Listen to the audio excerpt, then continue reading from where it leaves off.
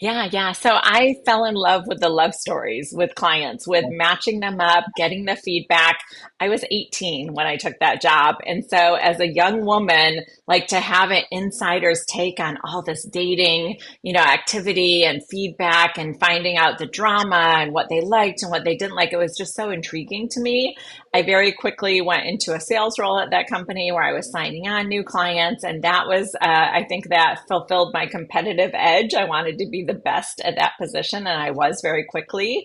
And then 20 plus years later, with a co founder, with Sandra Myers, we launched Select Date Society. And so we launched our own matchmaking firm, which is very different from the companies that I previously worked for. And I've heard the story of the transition from being an employee and starting your own business. And I think, look, you can't come on without sharing that story because it's quite dramatic. Because I know a lot of people, I'm going to say fantasize. Yeah, but fantasize, that's the word. A lot of people do go through life going, the what if. What if I started my own business? What would it be like? And I'm gonna guess most people never do, which is maybe by the way a smart thing because 95% of new businesses fail. Yes. So talk about you. You talk about had you been then in the one company for that 20 years, or had you moved around in different? I'd moved around. I'd been to a few different matchmaking or dating service type companies.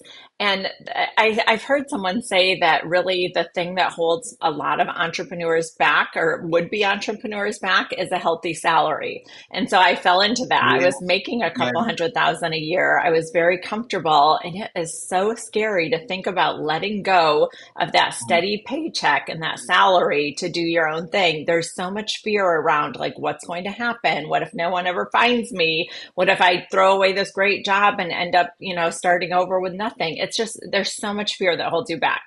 So I will tell the traumatic push that I had from the universe. So for years, Sandra and I had worked at this company together and we saw the pitfalls. We saw where clients weren't being successful. Quite frankly, most of the success stories that that company had came from me and Sandra directly getting involved and doing things kind of our own way to push people across the finish line. And so we would kind of powwow and say, we could do this so much better if we did ABC.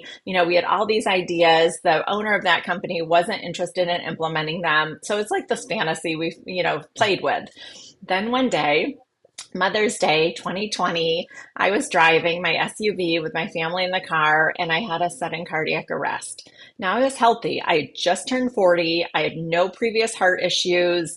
Literally, my heart, just this electrical thing happened. My heart stopped. I was unconscious. Just leaned over, totally unconscious, foot on the gas, drove over 4 lanes of traffic, and head on into a brick home. So With your family in the car. yeah, with my family in the car. And so my now husband, he pulled me out of the smoking vehicle. The airbags were deployed. The vehicle was smoking. It was a pretty major accident. Thank God none of my family members had serious injuries. He pulled me out of the car. And by the time he put me on the ground, somebody who was a nurse passing by had stopped and performed CPR. And really, the thing that saved my life, only 5% of cardiac arrest victims survive outside of a hospital setting. The reason the survival rate is so low is you have to have a defibrillator, the paddles, restart your heart within minutes. And if it's, I think, past 7 or 10 minutes, it's just you've lost your opportunity. Thank goodness this all happened within a mile of a fire station. So EMTs were there literally within 2 minutes. They were putting the paddles on me. They brought me back to life. I don't remember any of this. So it sounds traumatic, but when I tell the story, it doesn't feel traumatic It to doesn't me. resonate well. Yeah, I Yeah. have no recollection of any of this. The first thing I remember is waking up in the hospital a few days later. You were clinically dead, I suppose. I was absolutely dead. Yes, absolutely. My husband very much, and my daughter very much thought that they had lost me. And so I think that day, changed a lot for them. For Yeah. me, it really catapulted me into entrepreneurship because I woke up in that hospital bed and I had such clarity that my time here on earth is short. It's not indefinite and that I need to get to work doing what I was meant to do. And so I knew very clearly we were going to launch this business. That was May of 2020. By June 1st of 2020, we were set to go. We had a website up. We were rocking and rolling. That's really, really, really, really interesting. A few things you said there. One is that, well, I suppose the first thing that strikes me is that I speak to so many people on this podcast, so many interesting people. The common denominator is that when I speak to people who have created something that they want and create a life that they want and have been successful in that, is I'm going to say almost all. I haven't spoken to the person who contradicts this yet. Everyone I've spoken to has gone through some degree of personal struggle event. Not any of them have died, I don't think. So that you're taking it to extremes Yeah. by me saying so. But many have gone through. I mean, either lost everything, extreme health, lost businesses, extreme stress. The turning point for me was sitting in my office thinking I was going to die from a heart attack. That's very different to actually dying. But it's interesting to me that people who make major changes in their life have usually hit some sort of a wall. And I think that probably is around. I mean, you said it earlier about fear. You're earning really good income. You have a great job. I mean, are you what sort of fool messes with that? And I suppose you really need the wake up call. And so that was a major wake up call for you. It sounds like. Yeah, absolutely. I think we all go through that's life. We all go through struggles, we all go through adversity, and it really is what you're going to do with that adversity. I could have just very Yeah. easily said, like, oh, this is really horrible, and clung on to my great job, because of the uncertainty of my health. But instead, it launched me to say, like, now or never. You also said that when you were working with the previous company, you saw a lot of things that they could have done differently. What sort of things did you notice? What jumped out at you that needed to be done differently that your previous employer wasn't doing? It was really about the client experience. And so our company has very much a boutique approach. We work with less than 30 clients a year. We're very much a white glove service, high touch. Matchmaking is so personal, and you need to give people the attention and care. The only way you're going to understand your clients and be able to successfully match them is by spending significant time with them. And so I think what happens, a lot of these larger dating service type companies, they have a sales model. They have a salesperson who's signing up anyone and everyone they can, and then they're passing that person on to a matching department who knows nothing about them, and they're just trying to fulfill a contract. They're just sending them out with anyone who fits the criteria. So anybody who checks the boxes on paper. And genuine matchmakers know that it's not about what's on paper. It's about getting to know that client, what will work, what won't work for them. I mean, we do such deep dives with clients. We know about how they grew up, the dynamics in their household with siblings and parents, and their relationship role models. And we have a really deep understanding of what it's going to take to get them into a healthy relationship. And I think that's a missing piece when you get too big with some of these companies. They lose the actual authenticity of matchmaking, what really makes a matchmaker valuable. I'm hearing two things here. One is an agency that's almost like a recruitment agency that literally has, numbers, and we want to just match people to it. And once I'm going to give you 10 dates or whatever, I actually really don't care. If something sticks, that's great. I want your money. And the other side of that is, it sounds to me like it requires a very deep understanding of what makes relationships successful, of what that connection is. So do do you have to have a, I mean, do you now have a real understanding of what makes love, connection, relationship work? I think so. And Sandra and I are both in long term happy marriages. And so we walk the walk. I mean, we understand not only how to get into relationship, but the ups and downs and how to sustain a relationship. And our whole team has had a ton of training through the Gottman Institute. They're really leaders in the relationship space. So not only are we matching people, but we know the skills that it takes to get them to keep that relationship. And we offer the tools to our clients to be able to help them to navigate kind of the hurdles in the beginning of a relationship. So does that mean you're also offering some sort of a coaching service? Is that part of it, You know, or no one thinks they need coaching. And the minute yeah, we say the word maybe coaching two is, or yeah, especially to our clients who like they are bosses, they rule the world, they do not want to exactly. coach. Yeah. But effectively, that is what we're doing, right? We're having conversations with clients every single day, and yes, there's certainly coaching and insight that happens in those conversations.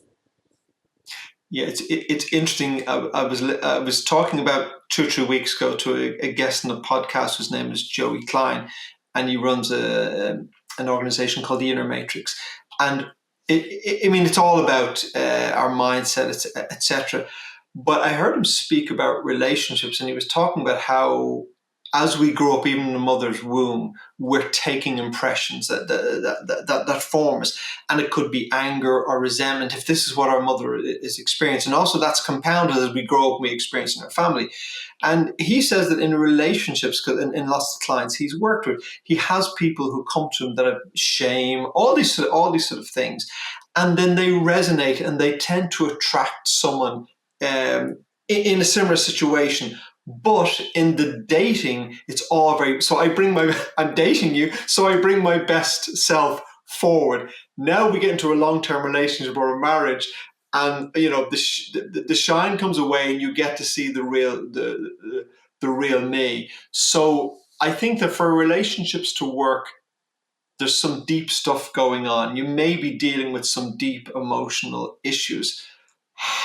Is that your experience? And secondly, how do you handle that in a situation where you're matching people? Because obviously, hey, if I'm going to come to you for a dating service, if I'm looking for a partner, and I'm not, in case my wife is listening, but if I was, I'm going to come across as the best guy you can. I mean, I'm going to present Right. myself.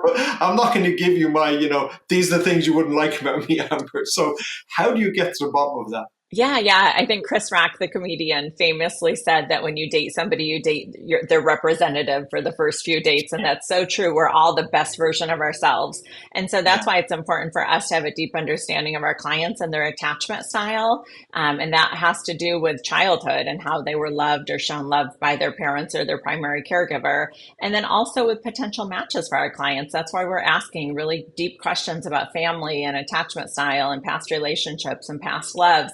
Our job, first and foremost, is to protect our clients. They're paying us a ton of money. We take that very seriously. We see ourselves as kind of that first line of defense to keep anybody away from them who could, on paper, look like a match, but we know at their core is not the right person for them. We don't want somebody falling in love with potential. So our job is to find out if this person could really be their person and protect their time, protect their energy, only put them in front of somebody who really could be a good partner for them.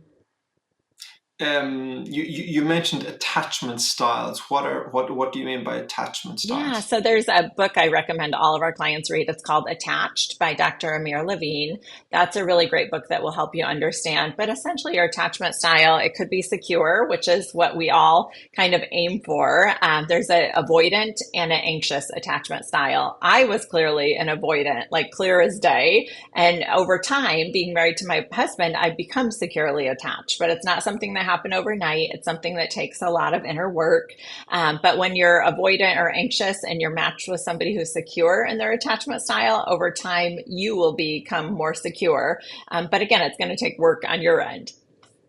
Yeah, but also don't opposites attract? Oh my gosh, yes. And so you have this weird dynamic that happens where the anxious person and the avoidant person are naturally drawn to each other because the avoidant person is, it's just what it sounds like, right? They're avoiding the emotional stuff.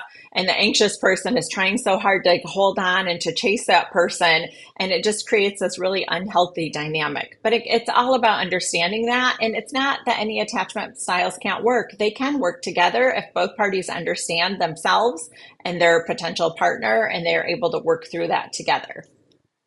It's I often joke. Well, it's not a joke, but it is true, and it's true that I don't open bank statements. I don't open credit card bills. And I remember having many years ago the bank calling me over something and asking me questions, and I just couldn't answer my account. So then they're going, well, can you tell me any recent transactions? And I'm going, no, I can't tell you any recent transactions. So then I thought, actually, no, I possibly can. I said, there's a mortgage still on my house. And I said, X, and I told them they're in a bank. And they said, can you tell me how much that is, sir? And I'm going, I have no idea. My salary goes in. Can you tell me how much it is, sir? Oh, no, I had no idea. I couldn't guess. So what's interesting to me is that I pay no attention. I pay no attention to that. My wife will return from the supermarket, and she wants to have gotten the deal. She wants to get the best price. So she is this detailed thinker financially, but I am this big planner. I mean, I have a plan for us for the if we live to 100. I have a financial plan and structured investment statements to do that. My wife pays almost no attention to that, other than she trusts me to know it's there. She Right. literally pays almost no attention to that. And I don't open bank statements. But so I think in one way I've noticed in my own relationship, that's in one way you go, well, isn't that a perfect match? Because you need long-term financial planning, but you need to pay attention to what you're spending today. And so we match very, very well there. But the challenge is in communicating because there's a different value structure. So when Yes. my wife wants to get into the detail, I'm going, do you know, I really couldn't care what that costs. I've no interest. I've no interest in it. And when I want to talk about the long term planning, she doesn't have much interest in that. So I think it's for me, and I'm interested to hear your take on this. It's the recognition of those two differences and learning how to communicate about them. Yeah, and that dynamic is so apparent in good, healthy relationships where you complement each other. In my marriage, Mm. I'm an introvert. My husband is super outgoing and extroverted. And so we have that same dynamic going around, social interactions. I have a client who got married a few years ago to a gentleman we introduced her to, and she describes it as being she's the kite, she's the big ideas person, off adventuring and wanting to do big things in the world. And he is the string. He's the one that's keeping her grounded. And it's this beautiful dynamic where you complement each other. And one of you, left to your own devices, would just be off on the deep end somewhere, but the other one is kind of holding you down. And so I think that that's a sign of a good, healthy relationship. But you're right, it's all about communication. But it's also recognizing. I mean, I'm also an introvert. My wife's an extrovert, and that creates challenges in the relationship because I will want to do things, and my wife going, "Oh, we need to go out," and but uh, you obviously need both. So I guess there's a really deep understanding. It's coming to mind is it almost sounds like, to some degree, a recruitment agency. And in my experience of business over the years, most recruitment agencies drop into this area of maybe your previous employment where they want the commission. They're just going to throw CVs at you, and then if you've a quality recruitment agency, they're going to go, I'm more expensive, but what I'm doing is I'm really getting to know you as a business, what you need, and then I'm really vetting people. So that sounds to Absolutely. me like that's the real difference to what you're doing. Yes, absolutely. I mean, our clients, they can afford to be here, so they're high net worth, high Yeah. income earners. They're paying us 65,000 to $1 million. So they obviously are super invested in our services. And so for us to be able to deliver, you have to realize there's a high level of expectation with that financial commitment. And so we take that very seriously. And yeah, we're not throwing them out on dates with just anyone. These are really quality introductions that fit not only what the client thinks they need, but also that what we see as matchmakers and what we know that they need. And we're able to articulate that to our clients. They trust us because we don't just put a picture and profile in front of them. We tell them, this is why we think this could be your person. And we walk them through what we see in the match. I know people are listening to this and going 65,000 to a million, so they've probably fallen off their chairs. And I do want to get into that, but we're gonna have to pause that for a moment because I want to go back to your hospital bed if you don't mind. You're sitting there and you have this aha moment. You decide it's now or never. We're setting up the recruitment agency. Um, at that point, point in time did you know the recruitment agency? My apologies. Okay, don't edit this out because it is amusing. No, You we did really know are it. executive recruiters for our clients' love lives. Yeah, I love Yes, that. exactly. You decide to have a dating age, but at that point in time, and you had this point of clarity, and you set up a website. Had you decided you were going into the exclusive end? Because I mean, when I say exclusive end, I've no idea what a standard dating agency charges. But did you decide no, we're not going to be a standard dating agency.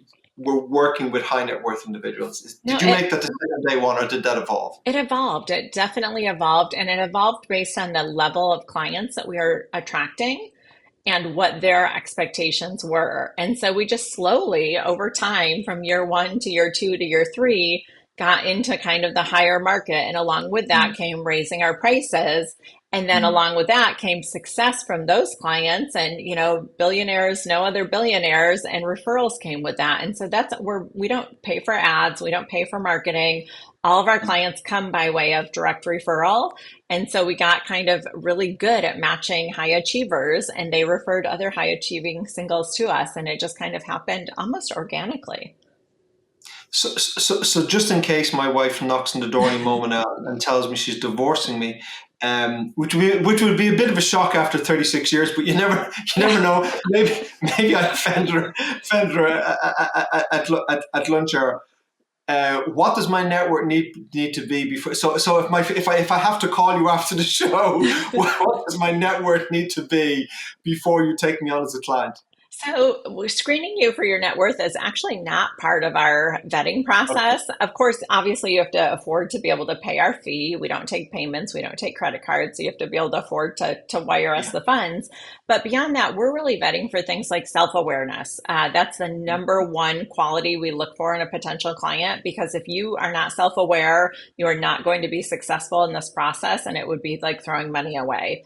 And then we want to look for people who are like kind, reasonable human beings. We don't want to work with jerks. Nobody wants to set jerks up on dates with anyone. You're representing us just as much as we're representing you. So when we vet potential candidates, yeah, we'll look at, we'll look at their home value and we'll look at their income, but those aren't the things that we're looking at when choosing whether or not to take them as a client. And quite frankly, a lot of what we do is intuition. I have to like you. Sandra has to like you. We don't employ salespeople. Sandra and I are the decision makers as far as who we bring on as a client, and we have to feel good about it, and we have to know that we have the resources to get the job done. So if I turn up and I call you and you go, this guy's an asshole, Yeah, I would you, just say, you know what, this isn't the right fit. I could 100%. certainly refer you to someone else. I know everybody in the industry, so I'd see if anybody else would be willing to work with you. I know a lot of I know and mix with a lot of successful and wealthy people. So in my experience, most of them are really lovely people. But Mhm. there is I suppose there is an impression that successful people can fall into that asshole category because they become very successful and arrogant, etc. Is that your experience or not? So I wouldn't say yes, I would say the first part of what you said, most wealthy people tend to be really kind, great Yeah. individuals. And I think a lot of times what some people interpret it as being an asshole is like a masculine quality. And Mm. so women who are high achievers often get stereotyped as being very masculine. And it's because they're doers. They don't take bullshit, they get things done. They know how to operate at a high level. And sometimes that means that you're moving very quickly with a sense of urgency and you don't have time for all the little niceties. And so when you talk about coaching, yes, that is one of the conversations we have with not only high achieving women, but sometimes men need that conversation as well about how are you showing up as your best version of yourself in a softer way, because this is dating, this is not a boardroom. And there's a very big difference between how you walk into a boardroom and how you walk into a first date.